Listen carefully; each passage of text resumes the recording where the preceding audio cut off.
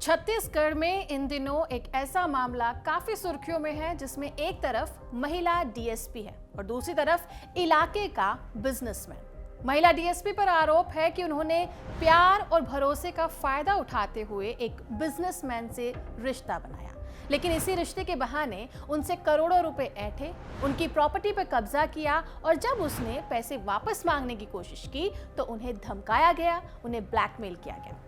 हालांकि डीएसपी का कहना है कि उन पर लगे सारे आरोप झूठे हैं और सिर्फ उन्हें बदनाम करने की कोशिश की जा रही है। तो इस वीडियो में हम विस्तार से बताएंगे कि आखिर ये पूरा मामला है क्या, बिजनेसमैन ने उस डीएसपी पर क्या क्या आरोप लगाए और डीएसपी का इन आरोपों पर क्या कहना है, और ये भी जानने की कोशिश करेंगे कि क्या इन आरोपों में कोई सच्चाई है या नहीं। नमस्कार, मैं हूं डिम्पिका और आप देख रहे हैं खबर गांव। कल्पना वर्मा छत्तीसगढ़ पुलिस में 2016-17 बैच की अधिकारी है। अभी दंतेवाड़ा में वो डीएसपी की पोस्ट पर है। इन पर वहीं के एक बिजनेसमैन दीपक टंडन और उनकी पत्नी बरखा टंडन ने आरोप लगाया कि कल्पना वर्मा ने दीपक टंडन से एक फेक रिलेशनशिप बनाया, जिसके बहाने उनसे 2.5 करोड़ रुपए ऐंठे, कुछ प्रॉपर्टी पर कब्जा किया और जब दीपक ने वो पैसे वापस मांगने की कोशिश की तो उन्हें धमकाया गया और ब्लैकमेल किया गया। उनका ये भी कहना है कि इस मामले में एफआईआर दर्ज कराने के बाद भी उन्हें धमकाया जा रहा था। दीपक टंडन ये दावा करते हैं कि उनकी मुलाकात डीएसपी वर्मा से साल 2021 में हुई। शुरू में दोनों के बीच में मामूली सी जान पहचान थी जो बाद में एक रिश्ते में बदल गई।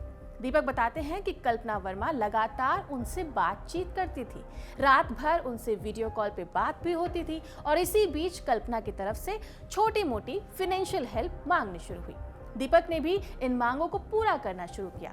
बकौल दीपक, बाद में ये आदतें बढ़ती चली गई, यानी कि अब अमाउंट बढ़ने लगा और उसकी डिमांड भी जल्दी जल्दी आने लगी। दीपक जब इन डिमांड्स को पूरा नहीं कर पाए तो कल्पना ने उन्हें अपनी पोस्ट का डर दिखाकर डराना और धमकाना शुरू किया। न्यूज़ 18 में छपी खबर के मुताबिक दीपक ने अपनी शिकायत में साफ लिखा है कि उन्होंने इस रिश्ते के दौरान कल्पना वर्मा को 2.5 करोड़ रुपए से ज्यादा की रकम दी। ये लेन देन कैश और ऑनलाइन ट्रांजैक्शन में हुआ। पैसों के अलावा कई महंगे गिफ्ट्स भी दिए गए, जिसमें 12 लाख रुपए की डायमंड रिंग, 10 लाख का गोल्ड ब्रेसलेट, 5-5 लाख रुपए की चेन और टॉप्स शामिल थे। बंसल न्यूज को दिए एक इंटरव्यू में दीपक टंडन की पत्नी बरखा टंडन भी ये दावा करती हैं कि कल्पना वर्मा ने दीपक से ये तक कह दिया था कि वो अपनी पत्नी को तलाक दे दे और उनसे शादी कर ले।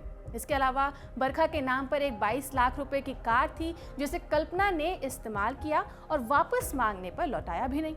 ऐसे कई आरोपों के साथ दीपक टंडन ने कुछ चैट्स, कुछ कॉल रिकॉर्डिंग्स और फोटोज पुलिस को सबूत के रूप में सौंपी है, जिसकी जांच होना भी बाकी है। इस पूरे विवाद में सबसे बड़ा आरोप उस होटल से जुड़ा हुआ है जिसकी रजिस्ट्री दीपक ने डीएसपी के भाई के नाम पर कराई। रायपुर के वीआईपी रोड पर एटमॉस्फेरिया होटल को खरीदने में उन्होंने काफी पैसा लगाया था, लेकिन कल्पना ने 30 लाख रुपए में इस होटल को अपने भाई के नाम करवा लिया। दीपक का कहना है कि इसे प्रूव करने के लिए उसके पास सीसीटीवी फुटेजेस हैं, व्हाट्सएप मैसेजेस हैं और डॉक्यूमेंट्स भी हैं। खैर, ये सब तब हुआ जब दीपक कथित रूप से कल्पना के प्यार में थे। अब वो साथ नहीं है और उनका कहना है कि उनके साथ धोखा हुआ है। अब लगे हाथ उस महिला डीएसपी के बारे में भी जान लेते हैं जो इस पूरे मामले में एक विवाद में घिरी हुई है।